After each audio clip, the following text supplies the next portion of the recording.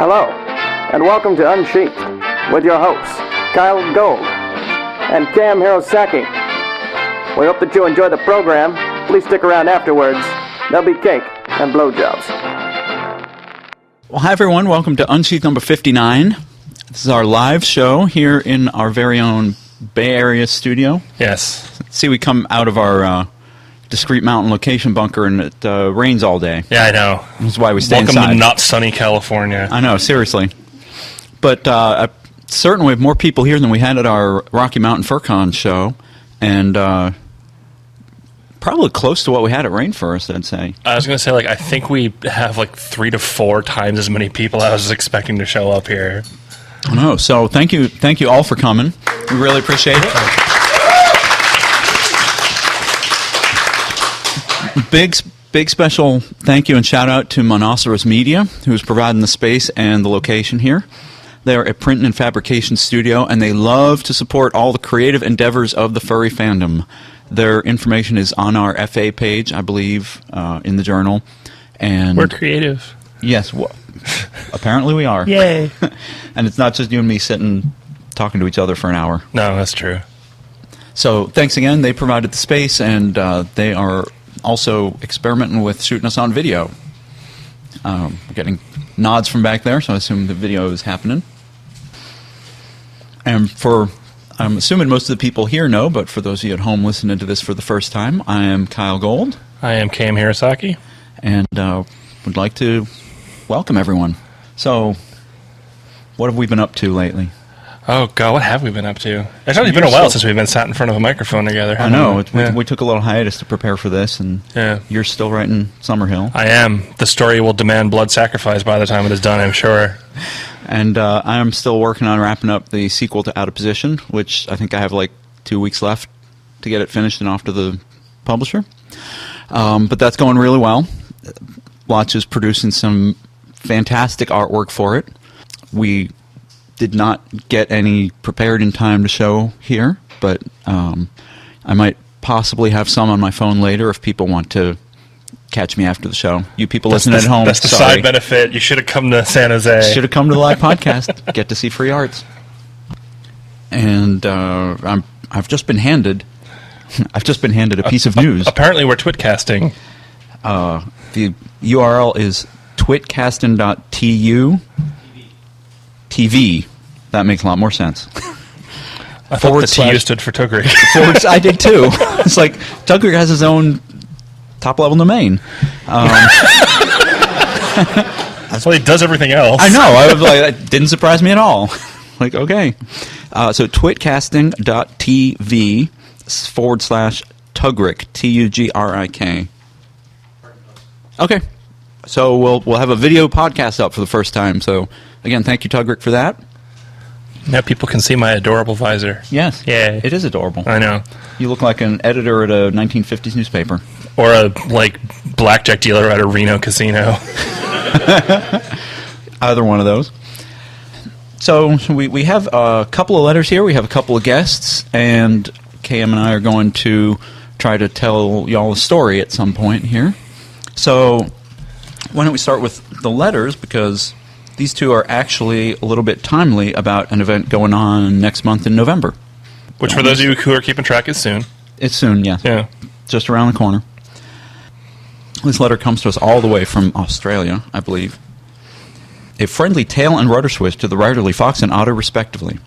It's your podcast resident, Fulf, here, writing in from increasingly warmer Australia. It is once again that time of year, and I am joining the horde of overly ambitious writers that will this year be trying my paw at National Novel Writing Month, colloquially known as NaNoWriMo, this November. I originally was invited by Alopex Fox in Florida to join him, which is not the Alopex Fox who runs Sofa Wolf. And I've since convinced 2 other furs to join me, Loki Shepherd here in Australia and Isaac Coyote in California. As I told them, the more writers you get together to do it, the more guilty you feel when you don't write. This is why weight loss groups works. Exactly. I was going to say gym memberships, too. Oh, yeah. Spin the bottle. We've decided to go for it. Try it. It gets more fun when you have more people. Yeah, but do you feel guilty when you have fewer? No, you feel like a schmuck, though. Right. Yeah. Which makes this next line in his letter very amusing. We've decided to go for it all the way. I approve. We approve Especially of that. you, Isaac. Do you know Isaac Coyote? I do know Isaac, yeah. Oh, okay, cool. I'm fairly certain all of us have set our goal at 50,000 words. This will be very interesting for me, as my last project finished around 50,000 words, but took me about a year to finish. But because of the way the school year over here in Australia works, I had to do everything upside down there. My finals end at the end of October, and I don't head back home to Ohio until December 1st, so I think this is a big opportunity for me. As such, I'd like to be called out on the podcast. Done and done. I'm finally putting together a novel I've been meaning to write for a long time, and I want to actually finish it for good. That being said, I know how that feels, man. and to preclude this from creeping into wall of text territory, I wanted to ask you this.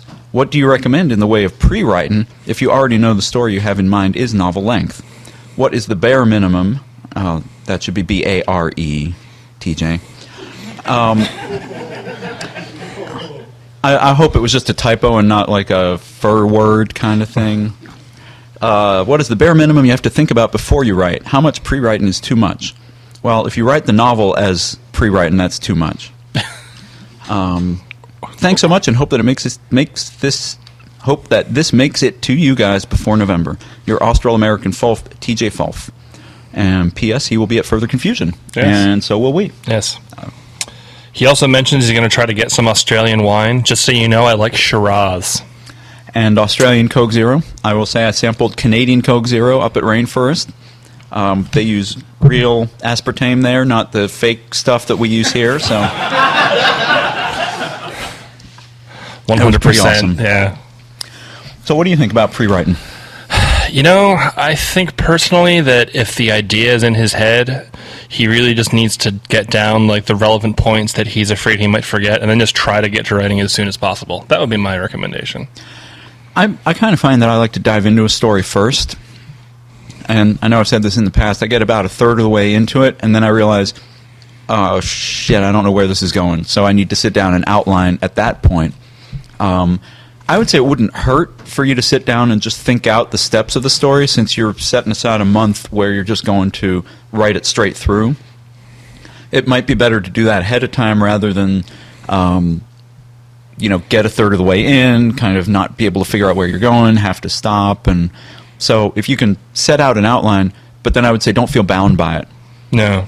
Because all of my outlines, if I ever posted them, people would look at it and you'd be like, well, that's not what happened. Yeah, no, as I've said on the show before, I write stories that surprise me all the time, where I will fully intend to be doing one thing, and then I get to a scene, I'm like, nah, that shouldn't happen, this should happen. And it's like, okay, go with it. Yeah. Don't behold yourself to yourself. Or you get better ideas. You're Yeah. just like, this will work better if we do this. Anybody in our audience have thoughts on pre-writing? Anybody out there do some writing who wants to make a comment about how much pre-writing you should do before you start a novel? You will notice that we have this microphone up for audience participation. Introduce yourself. And I'm DJ.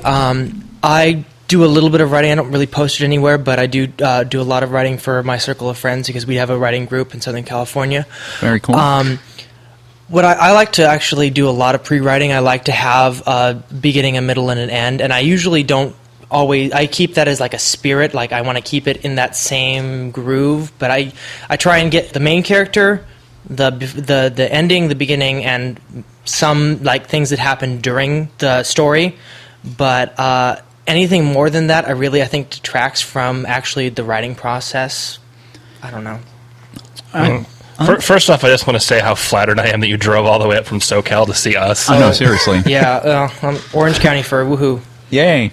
And I just forgot what I was going to say about what he just said. I think that's a good point. The other thing to remember is when you finish NaNoWriMo and you have 50,000 words, that's a first draft. It is very much a first draft. That is, especially if you're churning it out that fast. It's probably not polished. That is how you figure out what the rest of your novel is going to be, or what your novel really is about. By the time you're done with that, I guarantee you will want to go back and change the beginning. Yeah. Plus, like in its finished form, your actual novel, if it's typical novel length, will probably be around twice that length. Roughly. It depends. I mean, you can write a 50,000 word novel. I would say, hi, not tube. You can. Hi, Kyle. Oh, hey, we have a falcon in the house. Oh. You can. He'll be on later. Yes. Don't worry. Don't worry, people listening at home or watching at home. Or playing the home game. or playing the home version of our game. Our game would be awesome. Oh my god. It would. It would. We should have somebody do that for us. You can write the first draft. I think a lot. No, we were talking about length. That's what I keep getting distracted. We're always talking about that. Length doesn't matter. It's what you do with the story that counts, It's all about the quality of what you're putting into it. Exactly. And whether the story has enough movement. Typical, you can write a 50,000-word novel. I think typically these days, 75 to 90,000 is pretty standard. Mine tend to go up to 100, 120. I don't know. Summerhill just keeps growing. Summerhill, I'm guessing, is going to hit around 75. Keep expecting every time I say that for KM to go, Summerhill! Yeah, I'm going to just pull a Shatner and just scream to the ceiling of my asteroid prison. You should have made it like a one-word name because that would work better. It is one word. It's just multiple syllables. Right. It's a multisyllabic name. You can't even shorten it to one syllable. Yeah, no. It doesn't work. That loses all oomph and impact. And this is why it's important to choose your character names carefully, people. Exactly. You might not want to name your main character in your first novel something that everybody finds it impossible to pronounce correctly. Just... I'm especially amused when French people don't pronounce it right. I know. And you're like, but... Well, that's because they're trying to American. I don't know. It's long in the past. So, I hope that helps. I don't know. Did we finish? I think we finished. I think that pretty much covers on it. Just basically if you have your idea, don't dwell on it. It's always better to act than to dwell, because otherwise you'll be one of those people that it's like, oh, I've had this novel in mind for 4 years. It's like, well, how much have you written? And I wrote a chapter, and I keep rewriting it. Yeah. Oh, so it's like Summerhill. No, you wrote the whole thing, and you keep rewriting it. Yeah, and especially the first chapter. Right. Anybody else want to come up and say a couple words before we move on? Speak now or forever hold your peace. Hi, I'm Jacoby. Or not Jacoby. Oh! Scandal. Yeah. No, so I think for me, the most pre-writing I do is making sure that the characters are who I think they are. Does that make sense? Yeah. Usually what happens is, I have a plot, I have these characters, and when I start writing, the characters are like, no, that's stupid. I'm not going to do this. I'm going to do this other thing. So making sure you really have a good feel for the characters that are going to be involved in the story, I think, especially with a novel-length project, will really help you make sure that the arc is going to go where you want it to go. So that's all I have to say. Cool. Yeah, I think getting a good handle on the characters is definitely an important thing to do with your pre-writing. Making sure that the characters are who you think they are is especially important if you're writing Deep Space Nine fan fiction. Half the audience laughed, which means they got it. Yeah, no. You're batting good 500 with that one. There we go.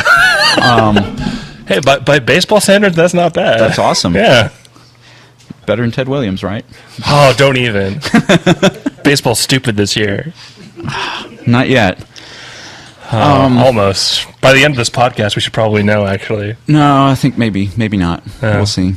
Oh, characters. Yeah, so when I was writing Shadow, there's one character in there, and I'm not going to spoil it for anyone, but it took me 3 revisions of that book. Actually, it took 2 revisions of that book. Out of Position 2 has a character in it, a side character, which none of you are going to know. But it took me 3 or 4 revisions to really figure out how to handle that character in the narrative and what he wanted and what he was doing. So getting a handle on the characters is really important. Sorry, we're just getting sports updates from our producer, Wolf. Our producer, Wolf, knows what's important. Yes, so. He knows what we care about and what we're thinking. Why don't you read another letter? Okay. So, the National Novel Writing Month is just around the corner, and the FurRag community is inviting furry writers once again to share their Nano experience. This year's Nano carries a new twist. Participants can now sign up donors to sponsor their writing. All donations will go to the Young Writers Programs and International Library and Literacy Programs of the Office of Letters and Light. If you prefer joining a fundraising group rather than sticking it out on your own, FurRag is heading the Furries for Literacy team. Feel free to join if you'd like to add to the group total. Details and drinks are at the FurRag forums, which is at forum.furrag.com. Best luck, and we look forward to seeing you there. This is from Reiter, which is R-E-I-T-E-R, like Germanic writer on FurRag. Yeah, he's a friend of mine on email. Oh, okay. And he got involved in this project. Sounds like a good cause. I would like to, I'm not poking at Reiter specifically, but NaNoWriMo is already an abbreviation. If you abbreviate that to Nano, it's kind of like National Novel. It's a soup abbreviation, which Yeah. they're super fond of in Japan. Soup abbreviation or super abbreviation? Suprev. Superb. So anyway, there you go. Another resource for NaNoWriMo. We wanted to get those out because hopefully this will be out at or around the beginning of November, so people can listen to it and get their projects on. We talked about this last year, which is a little bit surreal that we've been doing this over a year, and we're starting to say, yeah, last year around this time we said this. I'm amazed we hit double digits with our episodes. What are you talking about? And we didn't get bored, and people didn't get bored of us. Like 40 people came down to watch us talk to each other, which is pretty amazing. I know. That's so cool. But NaNoWriMo is great. People ask us all the time, are we participating in it? And the answer is no. No. But it is a great exercise if you're one of those people who is like TJ Fulf, who said, I've had this novel in mind and I need a push to get to writing it. I need some kind of structure around my writing activity to make sure that I write a certain amount every day, to make sure that I have a goal, I have a deadline, I have other people to check in with, I have a team and a project, and this gives me some way to do that. Basically, you're taking writing, you're making it like work. Like, people have expectations for what you're going to be producing, and they're going to be watching you and making sure you're doing it. Exactly. And so, instead of NaNoWriMo, KM has a dog-like alien called Summerhill in the back of his head pushing him to make him write his novel. He hates me so much. And I don't know why. I try to be so nice to him. And I have a football-playing tiger and a fox pushing me to write their stories. So. Oh, I think you win. Well, only because I have two characters and they can get up to stuff. And Also, I've read your book and I know yours is good. So. well, hopefully I have a little bit of time to make it better. What's also important is having that team, and I think that's something that I would say if you're doing NaNoWriMo and you're doing it with other people, keep in touch with that team of people. Keep checking in, because you don't have to stop writing on November 30th. Ideally, you shouldn't, actually. Exactly. And there is a National Novel Editing Month, which a lot of people don't know about, which is March. Yeah, it's in March. So it gives you a few months to set your novel onto the shelf and not look at it, which is a valuable thing to do. And then in March you pull it out, you go back through and edit it. The problem is it's not as easy to keep track of, well, I edited 5,000 words today, and what does that mean? So Also, if you think writing is hard, editing's way harder and way less fun. Depending on who you ask. Depending. I mean, There's less joy of creation and more the excitement of turning there's less joy piece of of rock into discovery. a sculpture. Yeah, it's less joy of discovery. It's more like polishing. When you discover stuff like, oh my god, I wrote that. Oh, oh my god, what was I thinking? No. And then, I really love that part, and I don't want to take it out, but it just doesn't work. And you can be a bad editor and leave it in anyway. Yeah, exactly. Does anybody have NaNoWriMo comments or experiences that they want to share with us while we have people This seems to be here? a pretty big topic among... I mean, the I writing think it's cool community. because every year we seem to hear more and more about it. More and more people get organized. By the way, I think the Furries for Literacy is an awesome project. Judging from the number of posts I see up on forums online, I would love to see Literacy for Furries project, but I think that may be a little more ambitious. Furries for literature, as in furries, please read your own literature. Please read our stuff. Nobody else is going to. Yeah, let's not get me started on my traditional live show rant about the furry community. And We write good stuff. But I mean, Mike, it's a good rant. It's not like the furry community is bad. It's about how awesome the community is and how creative we are and all that. And I had a go back and listen to the Rainforest or Rocky Mountain or FurCon or. I had a friend of a Any one of friend those. who just told me that he just read Out of Position, and he immediately felt terrible. He's like, this whole time I'd been dismissing furry writing as Murray Purdy Adventures in Unicorn Land. There are no unicorns. No. Oh, isn't it one of the teams of the unicorns? That's true. There are, so there's unicorns in the same way that there's like giants in our world. Sorry. Would disappoint people. Anybody comments on NaNoWriMo or any experiences? Yeah, sure. Go on. So I did NaNoWriMo a couple of years ago to Introduce yourself. Oh, I'm Bucker Fuscioti. I originally I tried to use NaNoWriMo to produce something academic and nonfiction. And one of the pieces of advice I'd just like to give out is make sure that it is something that actually encompasses 50,000 words and not something after, 20,000, 30,000 words you just run out of material to write about, because that's what happened to me. And so then I ended up with a nice piece of academic writing, but it wasn't, what I set out to do. That's really good advice for any bit of writing. Don't ramble longer than you should because you feel like you have to. Yeah. For the love of God, please don't. Nobody needs that. Agreed. We will. We're all out of letters, so let's see. Show's over. Go home. Did you want to say something? Oh, we have DJ back to say something. Yeah, I actually had a question. You were asking about comments and things. I actually had a question about NaNoWriMo. Of course, sure. I'm going to be participating in it, and actually kind of. Congratulations. Well, I'm going to go for half of. I'm going to go for 25K instead of 50 because I've only ever wrote short stories, so I'm kind of trying to make the transition. Fingers crossed. But and I'm actually going to be behind the game a little bit because I'm going to be driving back from Oklahoma when NaNoWriMo starts. So I'm going to start like the 3rd instead of this. Say hi to the Notcast guys for us there. Oh, I will definitely do that. But my writing question is, I'm having trouble with support characters. I'm very happy with where my main characters can develop and progress, but my supporting characters only seem to be really, really one-dimensional and very flat. And so, do you have any tips for improving that? Support characters, since you're not spending so much time on them, you have the luxury of making their personality and their character traits a little bit more exaggerated, and you can sort of rely on stereotypes a bit more because they're not going to be around long enough or for long enough periods of time at a stretch to really grate on the reader if they have a particularly vociferous attitude or a really sort of just kind of I guess, I like the term exaggerated, when you have somebody who's just a little bit over the top, that it's not unbelievable, but if you had to read a whole book about them, it would probably get annoying. I see. Okay. I think you can go even a little more over the top. I would suggest trying to kind of relate them to people you know and say, this side character is like this person, and kind of vaguely reminds me of my friend Andrew. Okay, well, what other things does Andrew do? Well, he loves movies. He loves to go to the movies. And then just kind of, toss in little details like that to round out the characters. Okay. Also keeping in mind that the supporting character's role is to either assist or hinder the development of the main character. Yeah.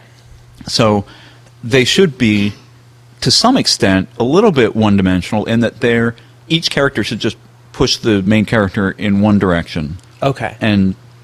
yeah, and don't worry about giving support characters an arc because they don't need them, and actually in most cases probably shouldn't have one. Too much for the reader to keep track of. That's good to know. Okay. Yeah. All right, thank you. Sure. Yeah, that was actually a good question. I like it. The rest of you, that's the kind of thing we're looking for. We've held you to a standard now. Oh, sure. Hi, my name's Spike. Hi, Spike. Hi. Lost track of my question. So for when you're basically speed writing like this and you're not going to have a lot of time for editing, how much side story, subplot kind of stuff should you try to keep? I don't want to use the word padding, but keep the story going because sometimes you just can't sit with a character too long and you kind of need to drop back for a bit and maybe, I don't want to say from another point of view, and I'm completely losing my train of thought, sorry. But side characters are important to a story, not just from supporting, but also they have some involvement in the world. They are a important senator or something. They have some purpose to the world other than what the main character sees of them. How much time should you be spending on that when you don't have a lot of time for editing and to make sure that that character doesn't become too important or just seems thrown in at the last second? Well, first of all, you're going to have time for editing later. Yeah. You should not be worrying about editing when you're doing NaNoWriMo. I mean, from November 1st to November 30th, you do not worry about editing. Just get the ideas down on paper. Yeah.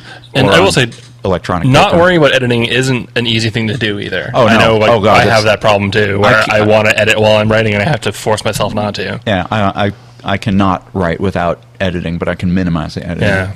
But don't worry about big things like that. If you have an idea and you think it's kind of cool, write it down. You just have to make sure when you go back in the editing process that you're willing to take that idea out if it doesn't serve the story. Yeah, I mean, if you're in the groove and you feel compelled to write a certain thing, then by all means go ahead and put it down. It's always easier to take things out that don't work than to find yourself lacking something that you didn't write in the first place. Right. Thank you. Anybody else from the audience want to come up? Okay, well, we're going to drag somebody up now. We have we have a couple famous podcasters in the audience, and we want to bring them up and chat with them. We've had both of them on our show before. This gentleman you all know, the Cager Bunny from Wine Country, the real Wine Country. I'm drinking Napa wine right in his face, by the way. I was about to ask, show me the bottle.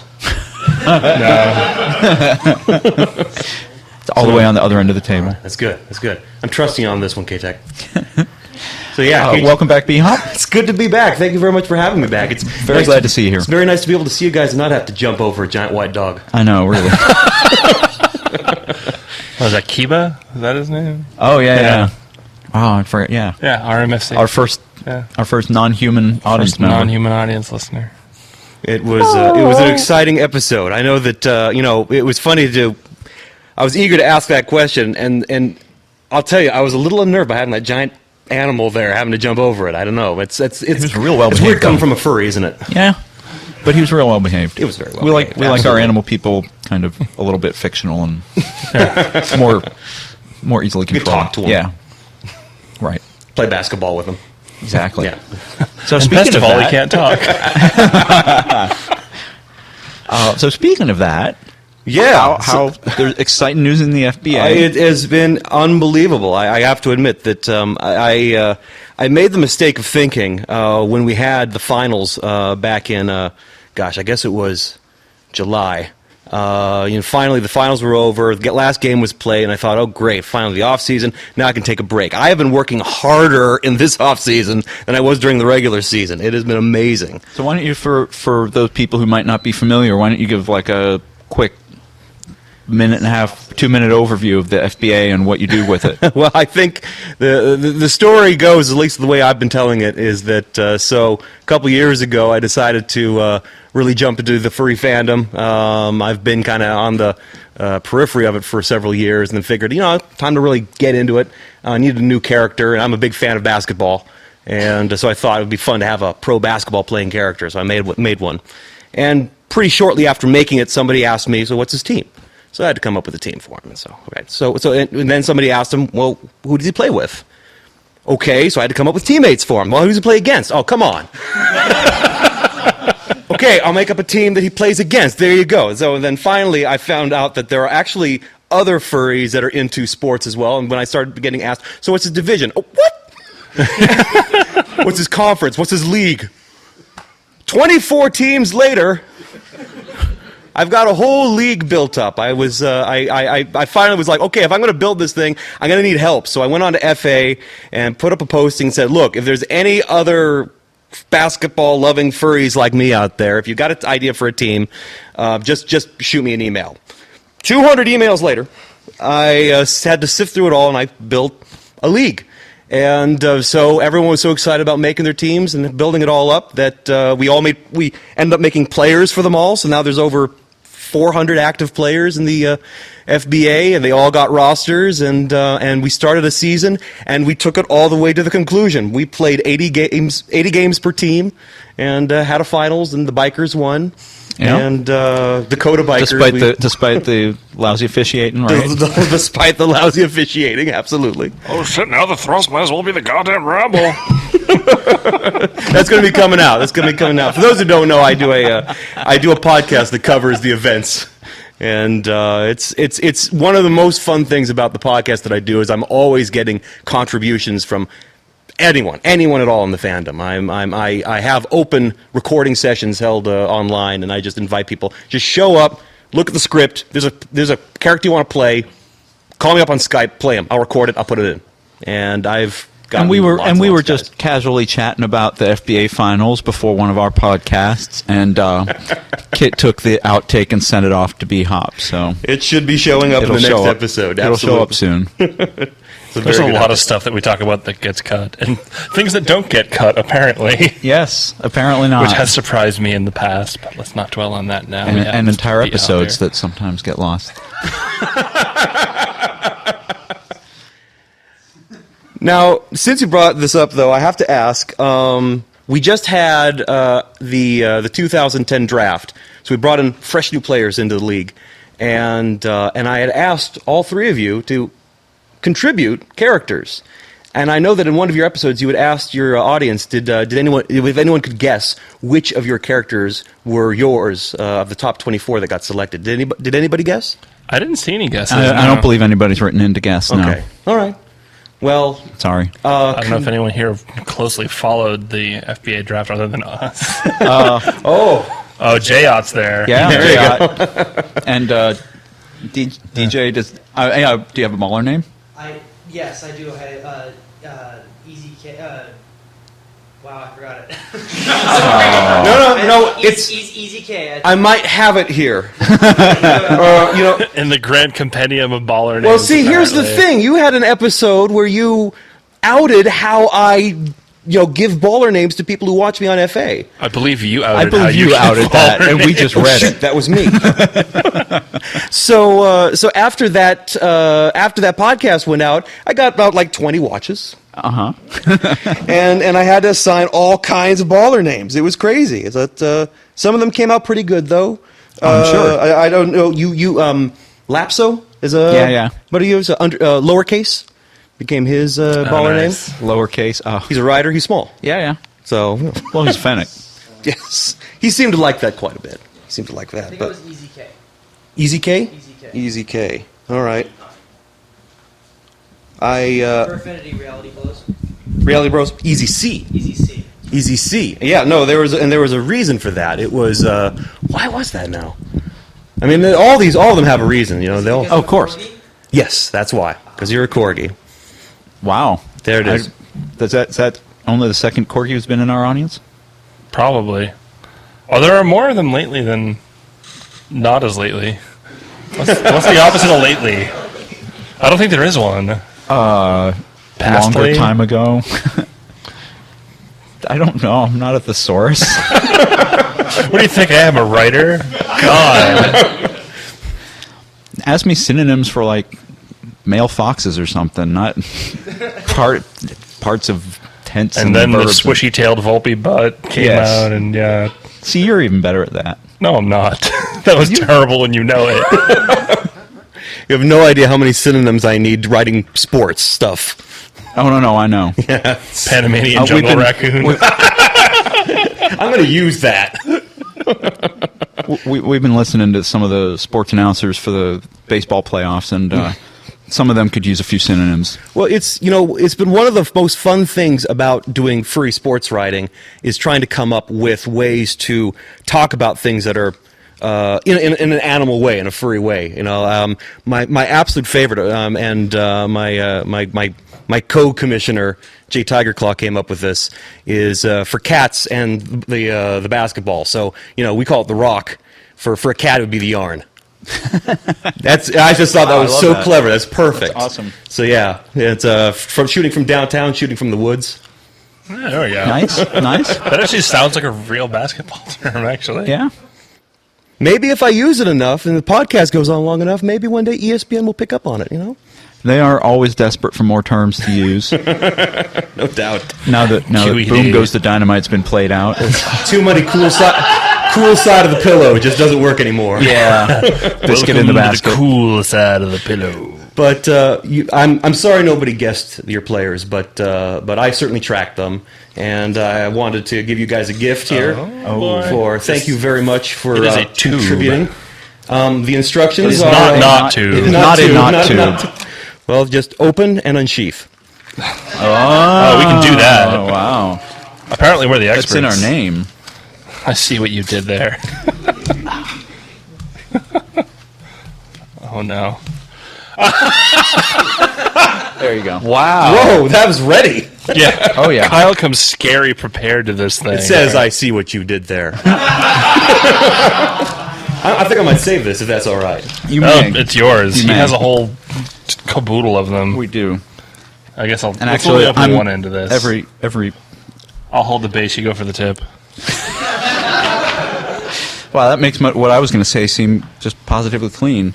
I was going to say every prepared fox has a good wolf behind him, That doesn't negate what I and said. vice versa. But That's it. That's it. Yeah. No, that's it. All rolled in there together. we have. Oh wow, Ooh. that's super cool. Yeah, That's awesome. Oh wow, this is really neat. I'm super jazzed with it. All right, number We're 5. That's right. we're unfolding gift arts and not showing them to the audience yet. Kit is Yeah. taking care of that. Here we go. I have to look at it first. Oh, Kyle got his eye prints all over it already. But I love that facial expression. That's adorable. So here's our 3 characters. In their team jerseys. I know with their With numbers. their numbers, even. even, yeah. we were told we had to pick our numbers this week so that we could. I assume Jay Tiger Claw did a marvelous job of whipping these up, and I just got them printed this morning while on my way down here. I love the That's actually expression. really cool. I love the expression on Kit's. Yeah. He's amazing. Actually, I have a quick comment. This is Jayot. The guessing was made a lot easier because although it was awesome that Jay Tigerclaw did all the art, he put who the character was copyright to Whoops. on his post for every So on the Fur Affinity post, it was very it's this person's character. So that was made. I think that's why people probably didn't guess. It was never a mystery. Got it. But anyway, Look at you getting onto the thrust there. These are awesome. I am. I'm actually playing with B-Hop, I believe. That was very exciting. You know, the Yeah. thing is that the Thrust, having had the number 1 record for the last season, of course, had the last pick of the first round. And when we got down to that point, just one spot before it was my team's pick, we only had 2 players left, Gilbert Exon and Blythe Noct. And the thing is that Gilbert Exon is a character that I made.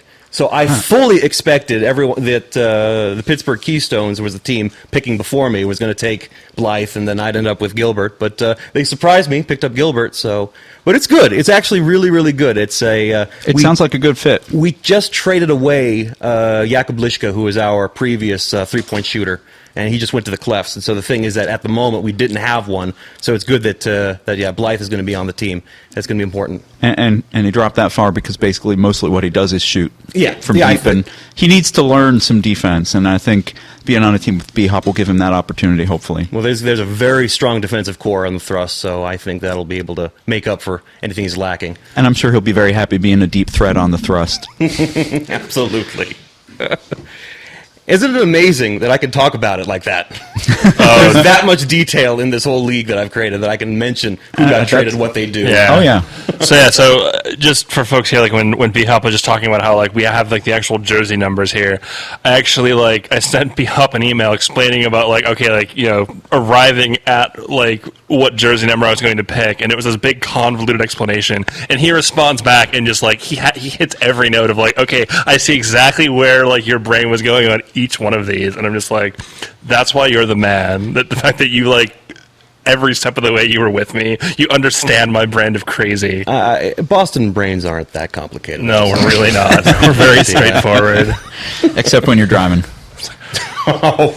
Rondo, no, Bird. Wait, Richards, no, that's bad luck. Wait. Wait, I'm in the left turn lane at this light, but I want to go straight. Oh, no problem. Oh, somebody's been to Boston. Wait, I need to go in this direction, but I'm traveling the other way. Oh, I'll just stop and make a U-turn in the middle of the street. Yep. Or all things that have happened to us in Boston. So if you're ever in Boston, you get to a 4-way stop. Just keep going because everyone else is going to have to stop, which means you can just go. Hey, it's just like Stanford. Oh yes, it is just like Stanford. For those of you who've never driven up in Palo Alto, on the Stanford campus, the Stanford campus is this little pocket of bad driving in the middle of the Bay Area, which is moderately decent driving compared to L.A. and Boston and whatnot. But L.A. Stanford people, don't make me relive it, Kyle. I like L.A. Actually, I like L.A. I don't like driving in L.A. I'm going to pull out on Ventura Boulevard. Oh fuck! I'm going to die. My favorite this actually is not relevant at all, but my favorite LA driving story was the fact that occasionally you'll have exits off the freeways that do not have corresponding exits going back the other way. So if you're like, oh, I'm going north on the 5 and I want to go south, and you get off at an exit, you could be driving around in bad areas of town for like 20 minutes looking to get back on that freeway south. Oh, yeah, those bad areas of Bakersfield. Yes. Whoa. In honor of Frang, I just have to mention that all the highway signs in LA it's like a big geography quiz. Because they don't say it's the 405 south, they say it's the 405 to San Diego.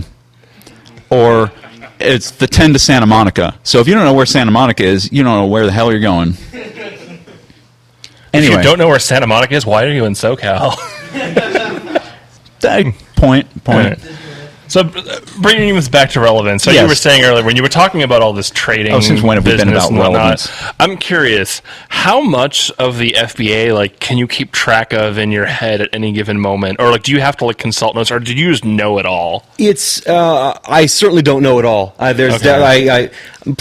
It's amazing how much I've been able to hold. I got to admit. I was going to say, like, just hearing you talk without consulting, like, a notepad, and it's like, oh my god, like, he actually has this fake basketball stuff in his head. I do have to point out that if somebody asked you to tell us the relevant details of Summerhill right now, or if someone asked me to, go through the plot points of the Out of Position sequel, we could probably do a scary amount of detail. So, or if you asked me about Star Wars. I was going for something a little more creative. Then Booster Tarek is the captain of the Errant Ventures, an Imperial Star Destroyer that's been painted red, and... Sorry. Kyle, who was the backup free safety on Dev's team? I did not ever create a backup free safety on Dev's team. Sorry. I have a backup linebacker, but... All right. He's named Zillow. He's a Coyote. Oh, yeah. We see more team members in the next book. There are more team members, yeah. And there may be a few too many team members, but for people to keep track of. But anyway. No, I think if you're good at sports, you can keep track of them. I don't know about that.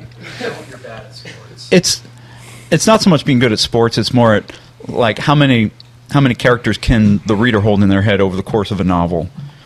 Like, okay, that's true. I mean, I know we both have favorite sports teams, but how many of the players on those teams could we name? Oh, not all. I mean, of for them. you, it's easy because your favorite teams are basketball teams. You only have to remember 12 names. That's one of the advantages of the sport, I admit. Yeah, when it comes to football, it's like, wait, who? Yeah. Like, who just made that play? I've never heard of them. Did we just get them? But anyway, sorry to interrupt. Go ahead. I had the wonderful experience with during the draft. It was the second time we had done a live draft, and I remember the first year it was really goofy because we had just started off. All the characters were brand new. I had no idea what I was doing. I still don't know what I'm doing, but I've tricked everyone for a year, so it's. We know how you feel.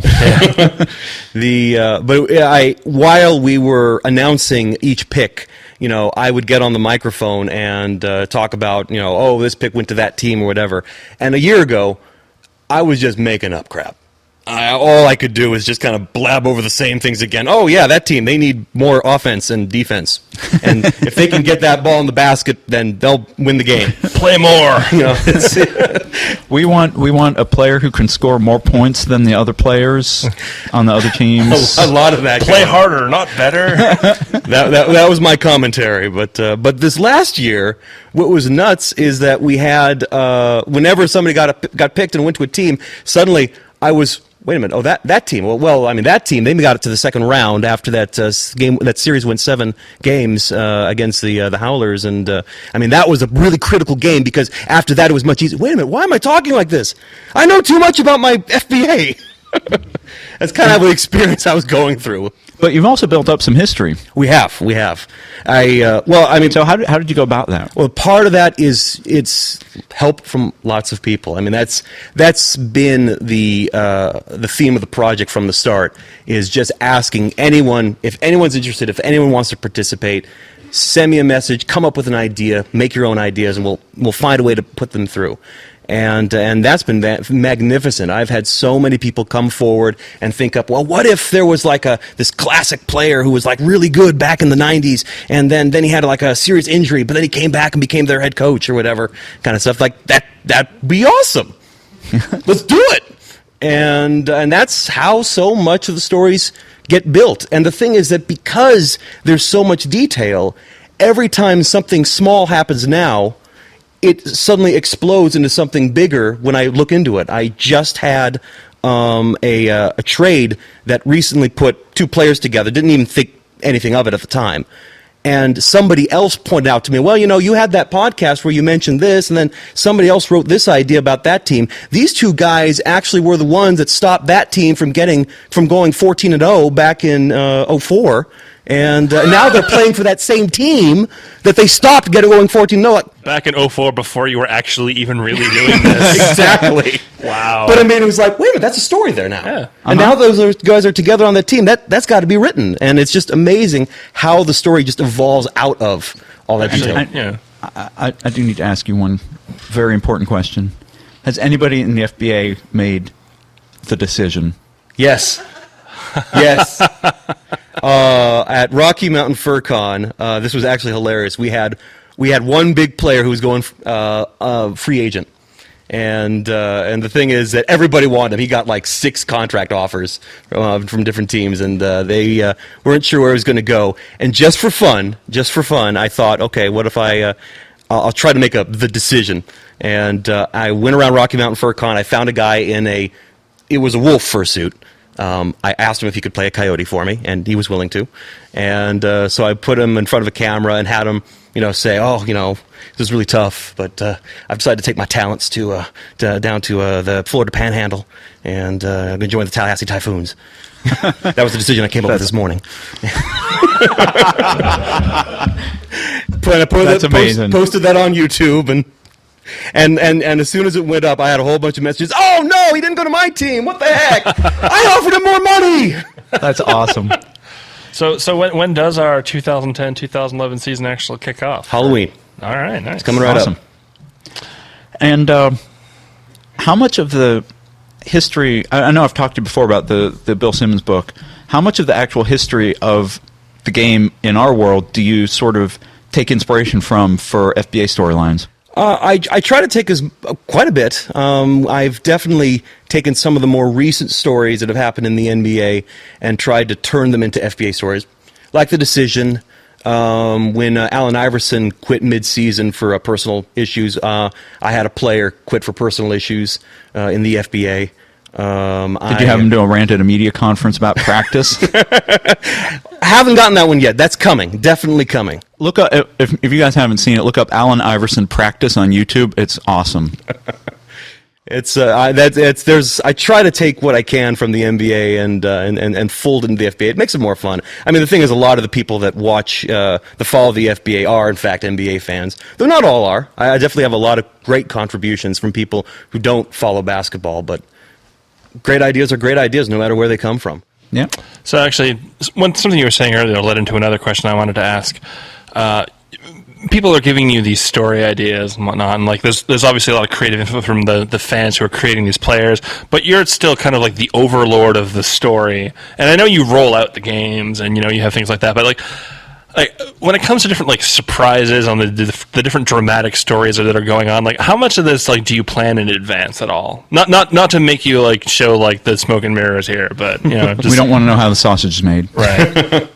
There are definitely last year there were definitely games that I fixed. I'll admit that here right now to everyone. Yes, it's I am my own Donaghy. That's Tim Donaghy, not Jack Donaghy.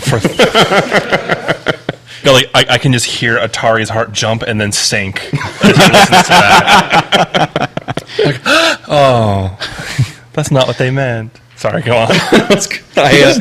There were definitely a couple of storylines that I very specifically wanted. Probably one of our most exciting was the son of the head coach of one of the teams was lined up to get picked second in the draft, and his dad's team had the chance to draft him, and he didn't, passed him up, and ended up going to another team, which put a row between the two. That'll make Thanksgiving interesting. Well, then what happened is that this is the 14-0 game, actually, because the thing is that on the game where that team could have gone 14-0 on the season, he was playing his son's team, and his son beat him in overtime. Nice. And so, I mean, that was something where it's like, that was just too good of a story. I had to do that the way it was, so I didn't do a die roll on that one. I do a couple of those, but to be honest, I would say out of 24 teams, 80 games for each team, I probably only fixed maybe 8 of them. So I know, by American corporate standards, you have a pretty clean record there. Yeah. Oh, yeah. That's why I'm feeling confident about confessing right now. Well, and You're in front of a jury of your peers, and we find you not guilty. I think that gets to the heart of something in storytelling, which is don't worry too much about being realistic in situations where you kind of need to fix the game. Your readers are aware that the story is fictional. If you need a little coincidence here and there, like, how can I get these two people to run into each other? Well, it's kind of plausible that they'd be going to the same restaurant at the same time. Okay, that's what happens. It's a little bit of a coincidence, but people will give it to you. Don't worry about it, about contriving the plot and circumstances to make it seem super, super realistic, because, we're writing stories about fake animal people, so come on, really. Like the saying goes, the difference between fiction and reality is that fiction needs to make sense. Yeah. So we have to ask to wrap up the segment. When we were here, when we had Flane on last year, we made Super Bowl picks. So we got to ask you, NBA Finals picks this year. NBA Finals picks? Which teams are going to be squaring off? Oh, gosh. We'll make our picks too. You caught me in my no LeBron T-shirt. You don't have to say the Heat. The problem is what I believe, though. I just don't know. All right. Celtics. I was going to say, after that bullshit Game 6 last season, there's no way the Celtics don't want this more than ever. Which is like always, but... Yeah, they didn't want that Game 6, though. So you think Celtics are going to win it all? And who are they going to beat from the West? God. It'd be almost too poetic if it were the same matchup. I do not want the Lakers in the finals. No, I don't either. I am a Kings fan, and I want the Lakers to die in a plane crash. Hey, Here you go. So you're going to say... I'm going to say, just because I don't want the Lakers there, oh, gosh, Jazz. Jazz Celtics with the Celtics on top. That'd be a good matchup. Yeah. There we go. Jazz. K-Fish? It's still so early, and there's still so much to go with on Don't this. waffle. Well, it's Celtics someone. Clearly. I mean, I'm committing to the Celtics. Kings. But... Sorry. Actually, no. Actually, that would be a good one to see, too. I love my Kings just so you and I can finally hate each other. I'm not. I would never, okay. And you know that. I love them to death, but come on, there's 6 years of experience on their front line. After last year's Patriots, I know how it feels to have a good team that doesn't go anywhere. 12-4, fucking. God damn it. So what's your baseball sucks, football sucks. What's your final answer here? Fuck. Is it too pat to just go with what he said after all that? if that's what you believe. You know what? I don't believe it any more or less than I believe anything else right now. So yeah, put me down. Celtics Jazz? No, Celtics Kings. Celtics Kings. I will do it. I will Wow. I will go on the line. Bless you. I believe. I'll believe for you. Thank now you. there's two of us believing. Come on, Reek. I know you can do it. I'm going to go way out into left field. And I'm going to Heat say Lakers. I'm going to say Bulls Thunder. Bulls Thunder. Where did that come from? That was left field. Wow. What? Kevin Durant. Bulls? Really? What? It's not the 90s anymore, you know. They had a down year last year, but they took the Celtics to 7 games. NBA 2K11 came out, but Jordan's retired. Honestly, the only thing I remember last year is just Celtics in LA. And just, Bulls. They made the playoffs. Derrick Rose in the finals. Derrick Rose. Okay. I can't say I'd be disappointed in that. I mean, I'd love to see them there, but actually, I kind of think my first instinct was to say Magic, but I decided to go out on a limb because I don't think it'll be the people anyone expects. I think Yeah, I gotta admit, that's it. That's wild. Timberwolves, Raptors. I also just I also just figured anything I said was going to be wrong, so I might as well be spectacularly wrong, Awesome. right? Well, that's still quorum for Celtics, so go Celtics. Yeah, I think Go not Lakers. Yes, go not Lakers. Go not Lakers. our Does Kid have to pick? K-Tech is telling us that we have time for one audience member to come forward and offer an NBA Finals pick. Who actually knows the NBA? Or questions for B-Hop. Anyone? Come on. Oh, here we go. You can't do worse than mine. I think we've got one here. Come up. Okay. Come up. I saw you meekly raising your hand. That's good enough for me. Pass the wine. From the bunny for the bunny. Bunny So- to bunny action. Wait a second. This is going to be spectacularly lame, but I just have to do it. It's going to be Miami versus LA. Oh, God. What? And because You I just like killed the move. That would disappoint all of America. I know it's Jeez. going to be the world's most hated NBA Finals, and because I actually like Phil Jackson, I'm going to say the Lakers on this one. Oh! Yeah. So that being said, I'm done. no, don't leave. I have a question for you. How do you think the Baltimore Spirits are going to do this year in the FBA? That's great. No, that's great. That's you know what? And the crazy thing is, I can give you an answer. Awesome. We knew you would. The great news is that Billy Joe James decided to re-sign with the team, so he's staying there, which is good because they need that inside presence. They lost Leo Tang, who really didn't do much in the previous season, so I mean, I don't see that being an effect at all. Right. They did make a big trade. They moved. I think they got Joey Cox now going starting point guard, which is cool because that will bring a lot of speed to their backcourt, which I think they were lacking last year. And then I'm trying to remember who their draft pick was. They got a first round. No, they didn't have any first round draft picks. They only had 2 second rounders. They did a bunch. They did a lot of trading in the offseason. But yeah, I mean, I think they will do better. They've kept their best players from the previous season. I think that the rest of their division kind of went down a little bit. So I wouldn't be surprised if they win their division this year. Okay. That's all I wanted. Thank you. It's going to be weird, like, having to pull for Biloxi now. I guess I kind of have to, don't I? Yeah, if you want to, you got on a great team, or at least Devin Kellendine. All I know is that Devin team. got drafted earlier than he was expected to, and I was psyched about that. He By one spot, but hey. he got picked early, but I think he's going to be on a great club. Blancmange over your team. Blancmange they're going to be depending on him. I mean, the thing is that that's funny because the Rapids really took a hit. They're the ones that had John Stott, V6's player, yeah. but he got severely injured late in the season, and yeah, he's not coming back right now. They don't know when he's coming back, so he's still on the roster. I mean, he's still scheduled to play with the Rapids when he gets healthy, but at the moment they're not bringing him on. So right now they're leaning on Alan Cheswick, who's their star center on that team.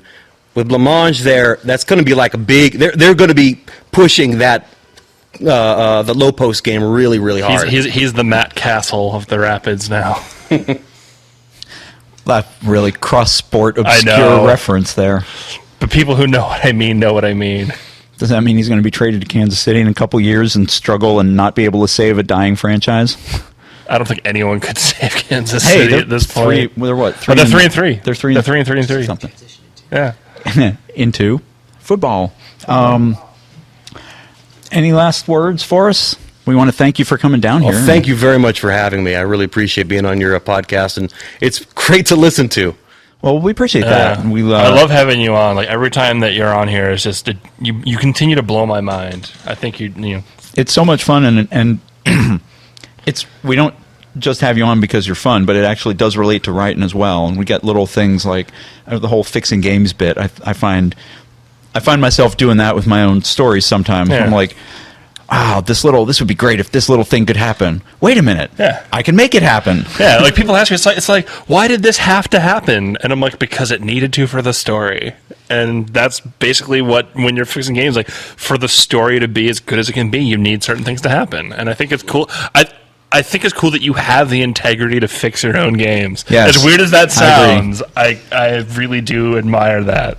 When I was writing out a position, one of the things was I'd set their schedule ahead of time, and I was like, okay, they're going to this town this week, this town this week, this town this week, and so on. And as I was writing the story, I was like, oh, damn, they're going to this place this week and then this place the next week. Man, the story would work so much better if they were going it the other way around. And it really took me like a couple days to realize that I made the schedule, and It's not a real sports thing. I don't have to go call Roger Goodall and say, can we move some games around? I can just make it happen. And I didn't even create the rest of the schedule, so I didn't have to juggle the rest of the team. So Every time I do it, I still have that hesitation. Oh, wait. What sick fuck scheduled the Rams to play the Saints away on December 12th? Well, thank you again for coming down. Thank you very much. And for Thank being you. on. Great being on. I'm debating whether or not I should call out your t-shirt on the podcast or not, because it's hilarious. So for the people who aren't here, B-Hop's wearing this shirt that says, no Vor, no Mpreg, no LeBron, which is just... I have this idea. Yeah. One of these days I have to write out like an RP session on Taps or something with somebody like that. You know, it's can you play someone from Ohio? Sure, I could. Cleveland, that's fine. Yeah, Akron's better. It's like, well, I won't do Vor, I won't do Mpreg, and I won't do anything where I have to support LeBron James. Exactly. I learned last week, by the way, that casual Vor is apparently for pussies. So, I mean, there you go. That's your bit of drunken knowledge. Yeah, so is casual LeBron, I hear. Casual LeBron. Wow. On that note, The things you learn on our podcast. Everybody, one more time for B-Hop. Thank you so much. Are we Does moving casual on? Vor mean you can wear blue jeans? I don't even want to know. I just thought the shirt was cool. And I think that the audience at home course deserved you to did. experience it. Well, what? 1 year ago today? 1 year ago today, we had a famous podcaster on our podcast, apparently, as I'm being told by our producer, Wolf, who keeps track of things like that, because, you know me, Coke Zero, memory. This podcast is brought to you by Coke Zero and Northern California Wines. Yes. Oh, no, I'm good. And we're fortunate enough to have him back in the house today. We would like to bring up our good friend, Flane Falcon. Is he Flane formerly Falcon? Like, what is Howdy. Are you still Falcon? Or? I really need to get rid of that. I still use it as an AIM name, but it's completely Phoenix at this point. So, howdy, folks. Flame Phoenix. Yeah, pretty much. All right. I don't know what to do with that moniker. Ooh, look, wine. Speaking of, how does it feel to finally be living here in the furry mecca that is Northern California? Wow, I have to say, it's been a whirlwind journey. I have to say, a month and a half ago, I was like, I got nothing. No job, no place in a month and a half. I'm like, dude, I've been living here for a month. This is crazy. What's going on? So yeah, it's been a whirlwind journey, as I say. We do aim to have it going on here. Oh, yeah. And 24/7, yo. Man, I do have to say that furry basketball thing sounds awesome. Doesn't it? Doesn't it? I want to take him and clone him, but make a different version that's for hockey. If I could do that, I want it so much. That way I can make a Kovalchuk person and hate him too.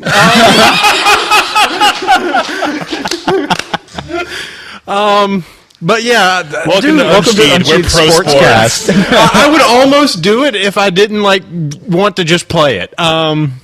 But yeah, that's awesome. That's totally awesome. Yeah, if you go back, I don't know the episode number off the top of my head, but the first episode where we have him on, I think it's my personal favorite episode we've done. Is the one that B-Hop first shows up on. I just think it's just we roll out super a game cool. Yeah, we roll out a air. game and everything. Is and mine your second favorite at least? We're going to revisit some of our favorite moments from that, so don't thank worry. you, That's on thank the you. docket. I'm number one. I think this will be our new favorite There you episode. go. Like, How about that? I'm glad I we could be a liked part you of enough this. that we put your lost episode on our DVD. So Yeah. there you go. That was I remember that one. Just sitting around, and we didn't even have our regular studio up. We were just sitting around in our living room with microphones. It was just being nuts. Yeah, we had a pretty growler much. BSing about beer furry fandom and- oh, yeah. We were doing there was like one that was an anthropod and the other that was Unsheathed. that was, yeah, you know, I think I your accidentally propositioned you. that was kind of hot. Yeah. Oh, this is definitely my favorite episode now. There you go. Tell me more. Hi, sweetie. This is all for the show. I'm sorry. Those of you who have to hear this on audio and can't be here in person just missed out on something awesome. I know. Next, I love next, you, Saber. Don't kill me at home. So what's next for you? Whirlwind Journey. I've been thinking up a few new things. One thing, once I can finally clear my head and get a good idea fandom wise, I'll probably end up starting a new show, but I think it might be a little bit more live based, a little bit more at conventions and things of that sort. I'm kind of thinking of doing it like your late night talk shows, like, you know, have come up, have people come up, sit down, have discussions with them, have some funny videos go on every once in a while, do a little bit of monologue, things like that. I think that would end up being really fun. I just have to work the time to get some videos set and things of that nature. I have, of course, I think last time I was here, I said I had one writing project of which over the year I've gotten written a total of 3/4 of a page, and I know how that goes, too. NaNoWriMo's coming up. I'll have to see. I've got a Nano new Flame-O. job Nano which I am Flame-O. attempting to put as much heart and soul into. About 3 people in this room understood that one. As for another one, I actually had this really fun story idea, which you're going to have to go along with me on this because We're it's used to kind of that. it's kind of nutty. If you could expect that from me. No. I want to make a how-to book on burning books. Now, follow me on That's this. so gloriously meta already. And I haven't heard the explanation All yet. right. Get this. So you had that entire crazy Quran book burning in Florida thing that happened, Right. and my thought process was, this isn't people trying to make a stand. They simply just want to burn some books. So what I want to do is create a book that is, hi, this book is purposefully made for you to set fire to it. So if you ever have a time when you actually feel like burning a book but can't, you can burn mine. Go out and buy this book by the dozens, by the hundreds, the thousands, and please burn it at will. I'll put a whole bunch of junk in it that you don't care about, so it'll be big and thick. You know? The scary thing is I can see this being a bestseller, and I'm not kidding. I'm not kidding. I can actually see this. It's like the pet rock of book burning. It would be I a was thinking it was self-help. going to you be know? the final exit of 2011. You know, it would, Oh. and I would ramp people up because, it's half serious and half funny because the moment that you put something to page, the moment you actually write something down, there's now value to that, and the more of that you have, the more value it has. So you have Book burning for fun and profit. So I just thought of how interesting it would be just to make this help ramp up guide of just okay, and now for exercise, please rip out this page and practice. Don't feel sad. It was made for this. The problem is you're going to have some trouble getting libraries to carry it, I think. I know. I have to make a disclaimer. Please, not in bookstores and libraries. Right. But yeah, that's awesome. one book where I'm just oh, that'd be so fun to write and so funny to see publishers go, what? That just reminds me of that old joke where, a man walks into a library and asks for a book on suicide. The librarian says, fuck off, he won't bring it back. Well, that was the old joke about Final Exit. It was like the libraries have to keep reordering them. But yeah, that's been my 2 project ideas just on that. It would be kind of fun with November coming up to try out on that, to try and write that up and see how far I go. But I really have to figure out, because I do want it to be half actually intelligent and half just utter BS. Just stupid exercises. But that is a difficult line to straddle. Oh, yeah. Well, to be intelligent, but then to be completely just, to play both sides where it's like, I could burn this book. It wants me to. It terribly wants me to. It tells me. Now I'm just thinking of the Douglas Adams meal of the day in the restaurant. I'd get to the very end, and by the end, I'd just be egging them on. Come on, do it. There's 4 pages left. Well, you'd have to have one of those things where, like, it has a book of matches attached to the cover every copy, so that I was thinking about just taping a match to the back cover. It'd be great. Yeah. Wow. Oh, here we go. We got one. Oh, a question. Name and rank, please. Spike again. Real quick question: How much would a first edition be worth? I don't know. We'll find out after the first one burns. This sounds like a vaguely more entertaining version of, and much more likely to get arrested version of cow tipping. I'm glad to bring the jackass of books out, to out to the public. That'll be a back cover copy. The jackass of books. Like the dummies line. We'll just come out. The jackass of books presents burning, beatings, maimings, self-mutilation. It's like, oh, these dummy books are bad. See, you could have a whole line of them. You could have burning books with matches, burning books with acetylene torches, burning books in a bonfire, burning books by throwing them into volcanoes. Bestseller in Hawaii. Step 1: fly to Hawaii. You have a question? We got things, papers. Actually, I already asked him. Okay. I snuck it in. See? Yeah. I do see that. Yeah. You're all prepared.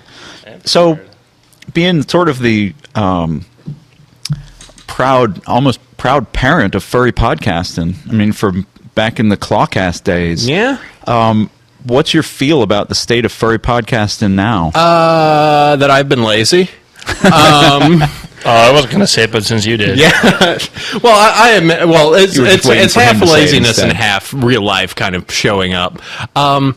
But no, I've always said it, even from, particularly around the Anthropod days and, maybe a little bit in the Clawcast days, I've been waiting for somebody to do it better. I realize that, I have my capabilities and that there will be people with better resources and better talent that can show up and do a better job than me. It happens in everything you ever see, and I'm not saying just about you. Yeah. I hope not, otherwise that would be a really sad existence. So now I'd write.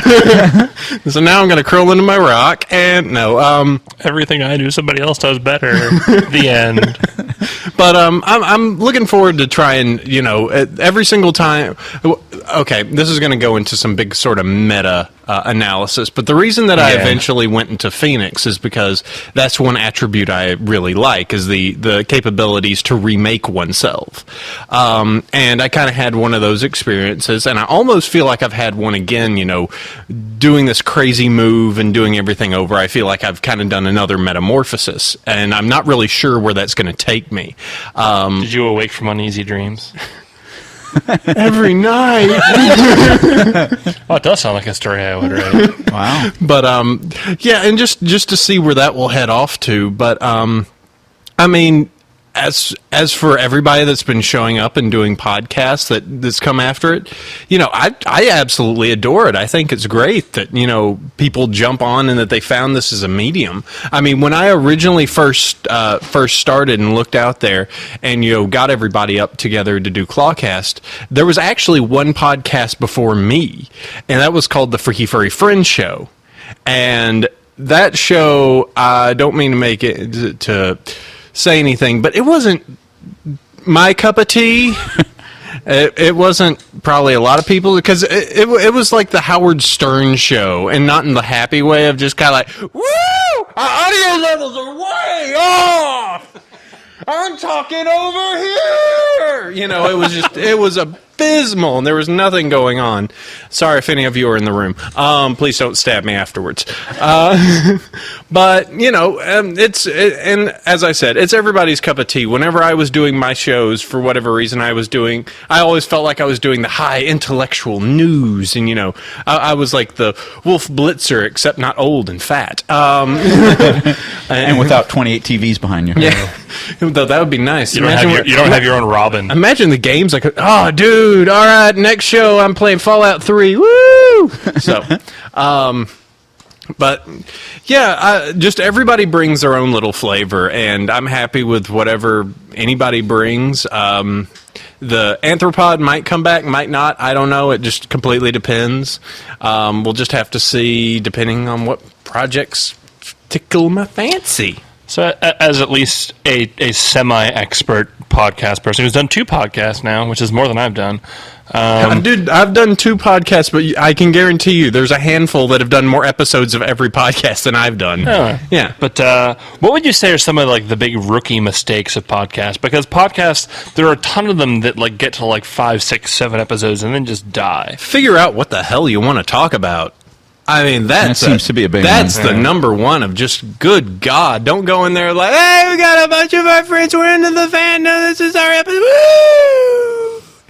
There's so many of those where it's just like, all right, now you got to keep sustaining this energy. Let's keep going. Let's see what happens. And usually after a bit, it's just like, Ty didn't want to come today because he likes pudding, and I'm gonna just do a 15-minute episode by myself. How y'all guys doing? The funny thing is that Flane's not exaggerating right now, but Yeah, if you listen to some of the stuff out there, like this is not They really, really trail off. It's kind of sad, but yeah, it's really just knowing what you want to talk about. There's nothing wrong with having your morning show kind of routine. There's nothing. There's a reason those work in markets, but they even have segments and they have ideas and they have things that they pull forward, and they're constantly.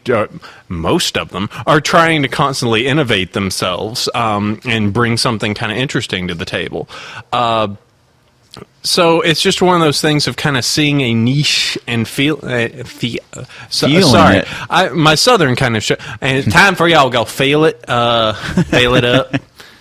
One of the things that I think is really interesting is that there's almost enough news just within the furry fandom to have a weekly podcast with a segment on news. And that was one of the things that you guys did was you looked at whatever it was, furry ne.ws and that's always been my main go-to. Those guys have just, I'm so lazy, and and having a group that actually collects everything for me is just like an hour before. It's just like, guys, we gotta do a show.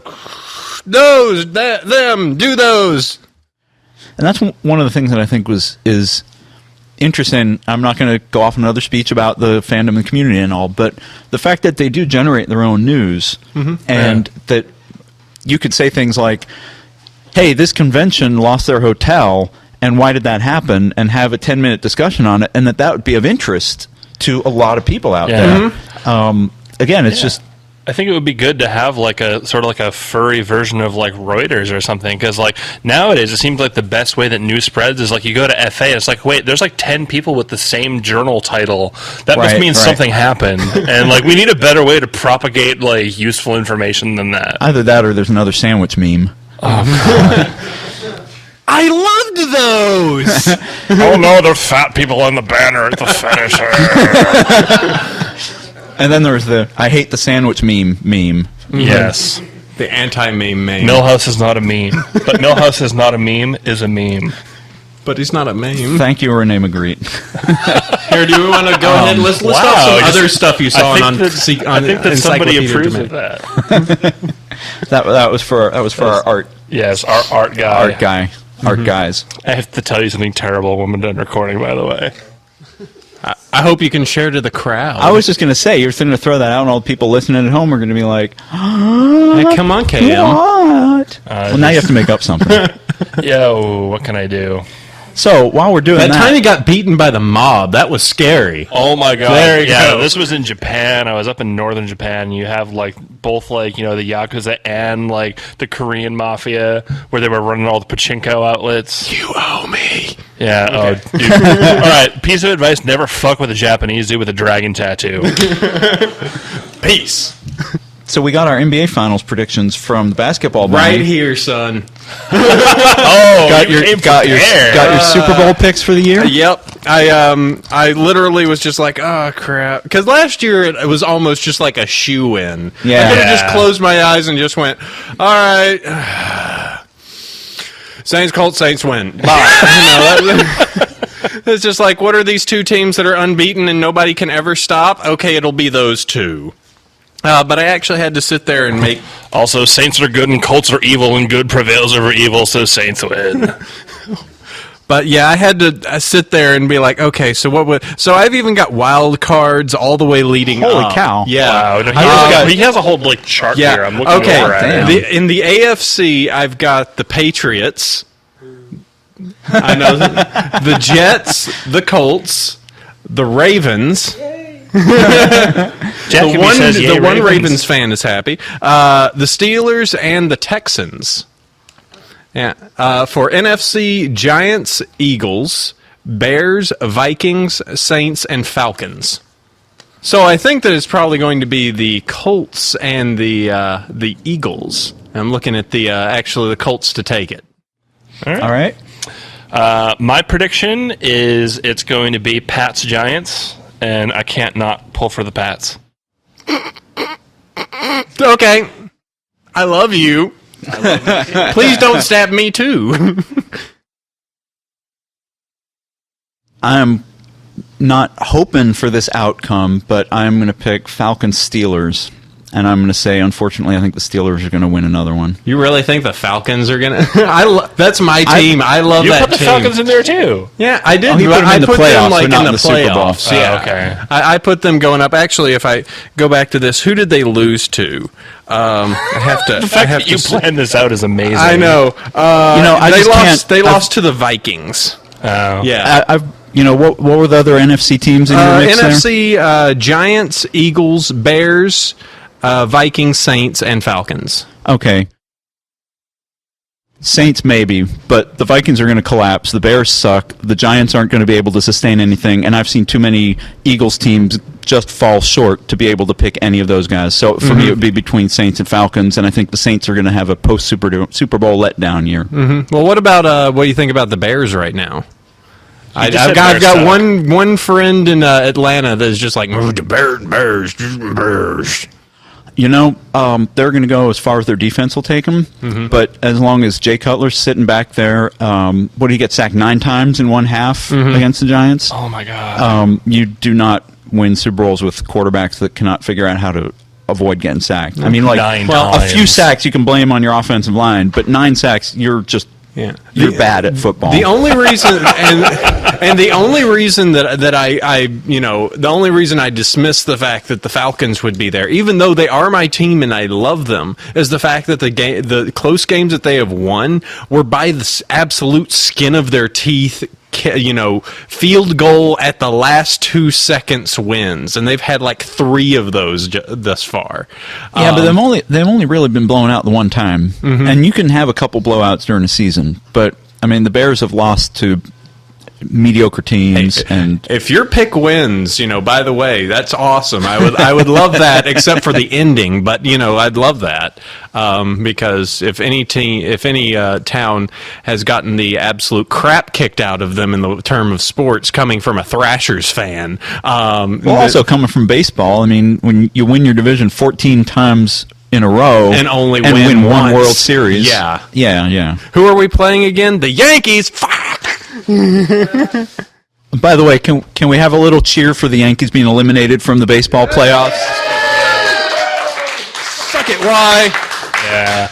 Oh, God, I was actually in Boston watching the Yankees in that 9th inning of that one game. And now you're losing 7. I was like, it's like sex but better.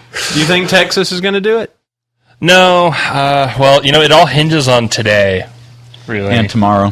Well, yeah, but, I mean, what's the score at now? It was the top of the 7th, 2-2. Yeah. For those of you keeping score at home, it's currently 2-2 for the San Francisco Philly game. So if you say it's Philly, Texas wins, and if... I think that San Francisco can take the Rangers.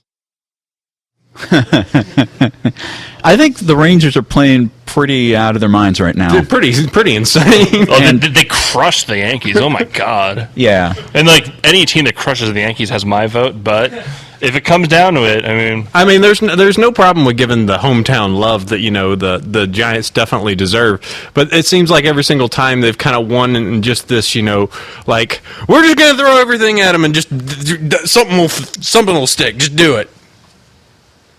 Yeah, I got to say, you never know how those long series are going to work out, because you had like the 2003 where the Yankees and Red Sox played. Sorry to bring that up, but that series just took everything out of the Yankees and they lost the World Series. Hirosaki-san's going to leave but the then show you for had a moment. 2004 where it was a similarly intense 7-game series, and the Red Sox just rolled right out of that through the World Series. So, dude, that was the best World Series that wasn't a World Series ever. I know. We're all furry sportscasts, but these storylines sounds like a new show idea. Yeah, Here's our new podcast called "Fuck the Yankees." We certainly got. I'm sorry, there's already 3 of those copyrighted. Yeah, that means there's a market for it. It's a satellite site with a news network. So I'm trying to think what's like the least popular species to make a furry out of. Like all possum, slug. See, I know possum. I know some possums. And I do agree. Beavers are super uncommon for a common North American mammal. Lampreys are disgusting. That's why I'm kind of stick with mammals. Yeah. Lampreys don't have fur. Sea urchins. I don't.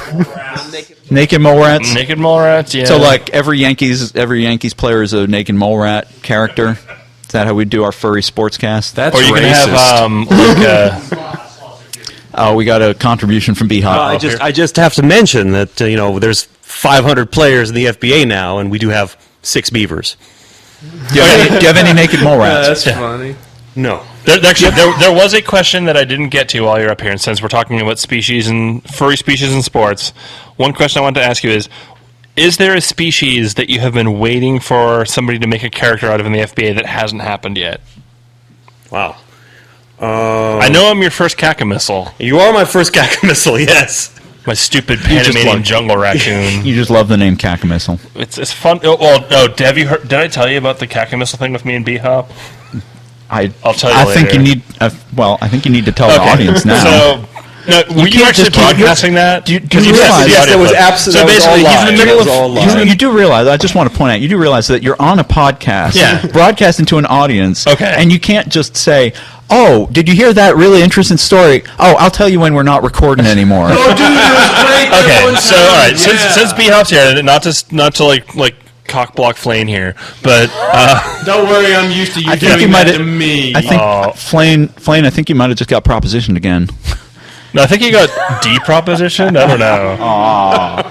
Your shoulder smells nice. I'm not making eye contact with anyone in the audience. This is because he had right conference picks. Yes, it is. No, but okay, so basically what happened is that I had my character Devin Kellendine, who is a Cacamissile, and he's going on and he's just like, and he comes across it, he's like how the hell do you say this animal?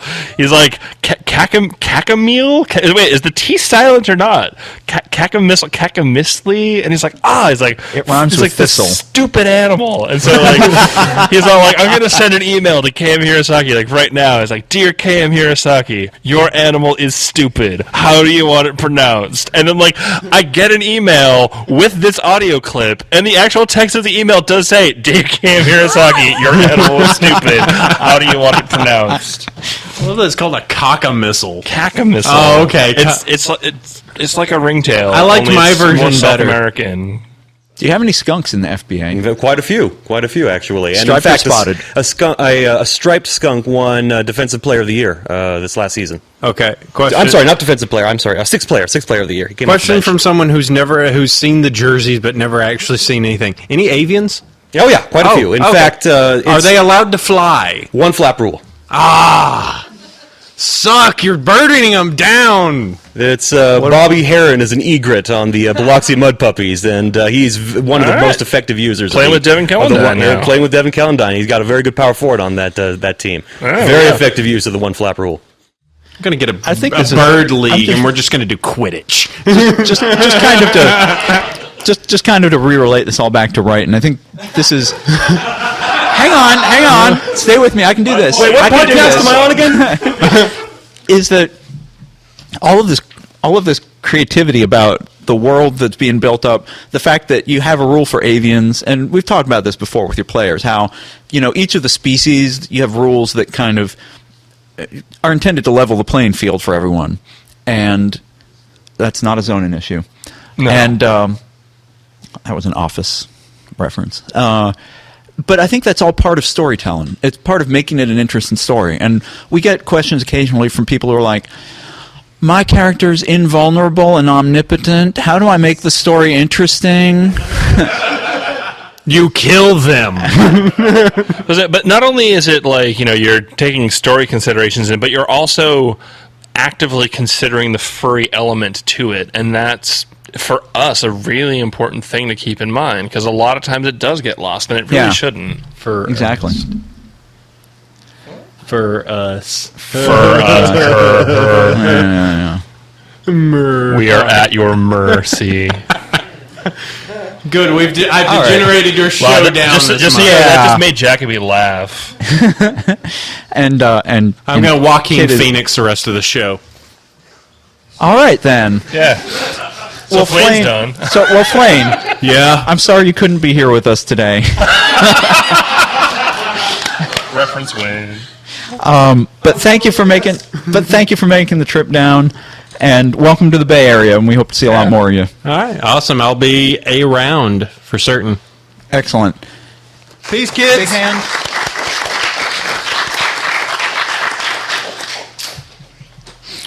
We've got one more guest. We wanted to have someone come up here from Further Confusion. And how do you want to be introduced? Sean. Sean? Okay. Yeah. We have Sean, who's in charge of programming. Yeah, programming director. So welcome. Thank you.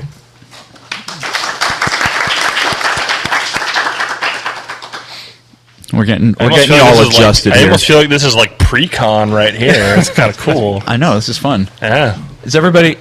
How many people here are going to be at FC? Good. Woo! Excellent. There we go. Are we excited for it? The SoCal people are a maybe. Good. Oh, come we'll on, you be guys there. drove up here for this. You got to drive up for FC. Oh, yeah. There you go. You don't even need to cross state lines for us. You just got to go through Pacheco Pass, which I know sucks, but hey. So we wanted to say last year we had a great time at FC. We did a live show, and there was a ton of writing panels. Okay. Yeah. We just wanted to hear your take on what are you guys doing this year? Well, this year we're hoping to reproduce quite a bit of our writing track. We had really good feedback from it last year. We want to continue with that. I don't think I've had a programming request for you guys to come on live again. We definitely want to invite you to do that. Awesome. Yeah. Let's We'd be consider happy it to. done. We'll be happy All right. to. Okay. Okay, great. But yeah, it's we're right now in the middle of scheduling all of our programming, so a little bit of it's up in the air right now, but we're definitely looking to reproduce a lot of what we've done, particularly tracks regarding how to actually write furry animals, furry characters, anthropomorphic characters, how to take into consideration, body types, phenotypes within stories, and how those affect how characters interact and things like that. Yeah. Oh, cool. Because I know last year you had Claire Bell on a lot of your writing panels. Yeah. And she had a lot of really good insight, because she's an out-of-fandom writer. Yes. But I thought it was really cool. She was like wearing a fursuit at the con. It's Oh, just yeah. like she was Yeah. totally into the whole furry con thing. She really is. Which was really awesome. It's And I actually it's thought that was funny. great. She's actually managing heading up our science track this year. Oh, wow. So we're really, really happy with the I work hadn't that she's heard been that. doing, Wow. and that's we're looking cool. at having a number of tracks related to actual physiology of animals and paleophysiology for this year. Nice. So that should be really interesting. Very cool. Wow. I'm actually like super excited about that already. I know, really. Anything else that you have going on there that you think? Well, we really don't have any too much in the way of live podcasting going on. It's something that we think we would like to do, because we'd like to do a lot more in the way of after-hours programming that's alternate to dances. Dances are a really huge part of the convention, but not everybody's up for dancing, so we want to be able to provide, outlets for people to go and enjoy other experiences. So, things like live podcasting is things that we would really, really like to bring in and have that be more a part of our convention. Well, that's cool. Well, We certainly you enjoy might have live podcasts. We certainly do, and you might have heard we have a couple of other podcasters in the room who Yes, might I be have, interested actually. in bringing some of your. Perhaps. Do you have a writing guest of honor at Further Confusion this year? You put me on the spot. Yes, we do. We have Paul Kidd coming in from Australia. Right. Oh, wow. He's, of course, for people who've been in the fandom for a long time, Paul Kidd's a really big name. Yep. He's Whisper of Wings. Whisper of Wings. Yeah. I'm not. Unfortunately, it's really bad on me that I'm not very familiar with his breadth of stuff. But he's been around for a long time. It's been a big name. Certainly a name since I've been in the fandom, which has been far too long. So, Yes. Yeah. They're with you. Yep. Exactly.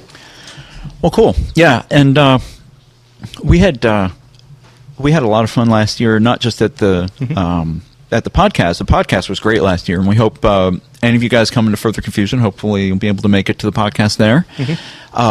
But a lot of the panels, we did some of the panels, Yes. but even just there was so much variety there, and we were really impressed with that because. A lot of conventions, like Rainforest comes to mind, they're really pushing the writing track hard. But a lot of Yeah. conventions, the writing tracks is just kind of how It's to write there, furry characters, yeah. and that's one Yeah. panel or two panels. So at Further Confusion, a lot of our panels, and in fact pretty much all of our panels, come from suggestions and desires of our guests to come and put on. So we're very fortunate that we're a fairly large convention, that we can draw a large number of people who want to come and give those particular types of panels. I really can't speak to how other conventions attract those individuals, but it's getting people who are really passionate about those panels to come and lead those tracks, to reach out to the community and to say, hey, we've got these things that we want to do. Can you come and help us do it? And that's one of the things is, from the convention itself has to have that leadership, but the community is also really a big part of that. So, if any of our listeners have any ideas or suggestions for the writing track, who should they get in touch with? They should actually get in touch with us at Further Confusion at events@furtherconfusion.org. Okay. Just fire us off an email. I see every single one of them. I'll forward you to the correct individual who can get that set up for you. All right. Awesome. Yeah. Well, I know. I guess we're contributing now, you and I. Yeah, you are. I guess so. Helping us out Yes, in we a big are. way. Anything else that we have? Any of Any you guys have questions? questions for Further Confusion programming? Step right up. Hello, my name's Black Feather. I'm actually the Hi, one Black running Feather. the track for Further Confusion this year again. Hi So there. I learned it last year, so I'd like to know suggestions of writers that people would like to see brought in. Unfortunately, and I can't get memberships for other people, but anybody who's going to come to the con, who'd want to talk about writing and stuff, and I can look over. I mean, I may not be able to put everybody who's suggested on there, but I'd like to get more suggestions because I'd like to get more writers involved because I had 7 or 8 last year. I'd like to get even more this year if possible. So, I want to get them more active and stuff. So, please do write to the address given, and they can forward it on to me, the suggestions. So, Cool. Yes. Cool. Absolutely. Anybody else have anything they want to ask? Don't be shy. Or- I'm pretty sure Sean doesn't bite. No, No, I no. really don't. Well,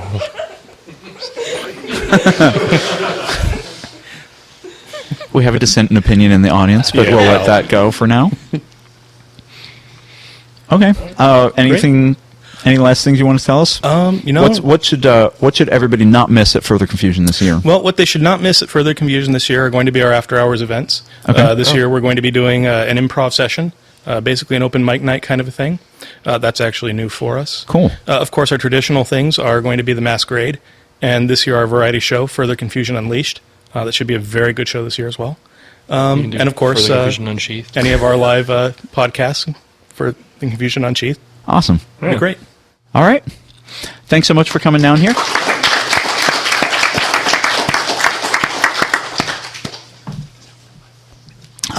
Anybody else have questions or anything they want to ask us while we're here? We'll do a big furry free-for-all here. Yeah. Does anybody else have questions?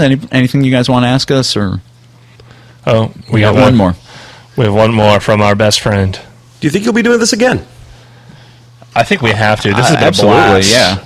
This is terrific. We got a ton of people coming down, and the space is great.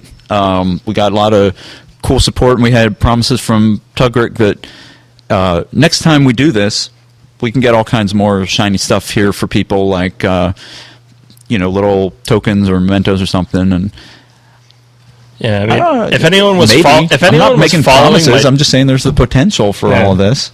I was like, if anyone was following my Twitter earlier today, you will have seen that I was super nervous about this. And as soon as I got here, like, that just totally changed into excitement. And like, this has been, the wine did help numb the nervousness, but that doesn't explain the excitement, because usually wine just makes me sleepy and lazy, and not necessarily like eager. But no, I mean, this has been great, and just like the turnout was really encouraging, and just like having all these people here. It's like a little convention almost. It is. It's like a mini con in a workshop. So in the rain. So look out for us in 2011. Well, I think you should. I think this was a really good show. Cool. Thank you. Well, thanks a lot. Well, you were part of it. So. From someone who was part of it and helped. I thought my part was especially good. I agree. I think so too. I just want to say, I drove up here from California just for this, pretty much, me and my friend Spike. So, and you guys didn't disappoint. And if you're doing this again, hey, I'll cater. Wow. Wow. Well, thank you very much. That's awesome. People who are looking forward to 2011, I guess we've got standards to live up to now. I guess so. Did anybody come here from further than Southern California? I'm just curious. I didn't hear of anyone, but that doesn't mean you did not. You came from Georgia a month and a half ago. That doesn't count. Flane came from Georgia and then squatted. Yeah. That's cool. All right. Mine are useless and dumb. Hey, just Tugrick here. Just wanted to, welcome you guys to the shop, and thanks for coming here and letting us host for you. We're glad to have you. This is a lot of fun. You got a great crew, and we'll welcome you back any future time you want to do it. Well, thank you very much, and thank you again for the use of your space. Big hand for Tugrick, everyone. Definitely super huge thanks to Tugrick and Monoceros Media. The Monoceros Media Studio. And if any of you folks are in the Bay Area and you want to do any kind of creative projects, really of pretty much any kind at all. If you have anything that needs a high-powered laser, like seriously. But Tugrick is a great guy to contact because he has all kinds of resources. He has his great shop, and they love to help out. Even with, we're just like, we want to talk into a microphone. Can you help us with that? And he was like, sure, you can use our space. And by the way, we're going to set up a video camera, and we're going to twitcast you, and we're going to do all this other stuff. And but no Vor, no Mpreg, and no LeBron. Tugrick. Sorry. I was saying it right. Just to close this out, I'll give everybody the Cliff's Notes version. Screw Kovalchuk, screw LeBron, and screw the Yankees.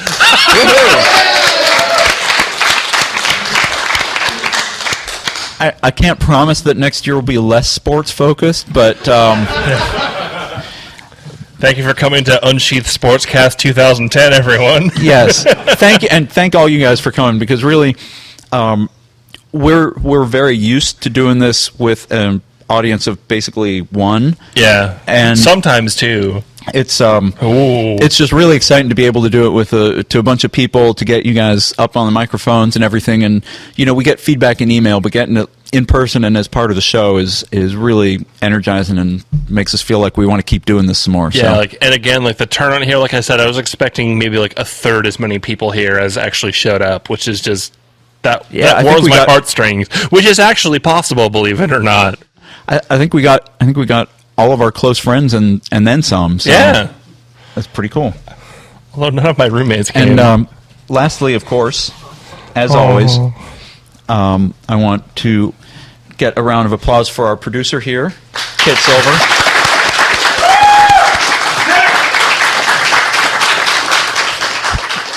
Because Kid is the one who turns this from just KM and I talking to each other in a room by ourselves into something that everybody around the world can hear. Yeah. And we talk to each other enough as is. He brought all the equipment here and set it up with the help of Jayot over there. And really, we're the ones that sit here and don't shut up for an hour and a half. But our job is easy. Kid is the one that makes it all possible. Aww. Also, he's like the best wolf ever. So What's write to happening? us at unsheathedpodcast@gmail.com. Find us at Unsheathed on Furfinity. I am Kyle Gold. And I am Cam Hirosaki. And we're wishing you a very happy good night. All right. Good night.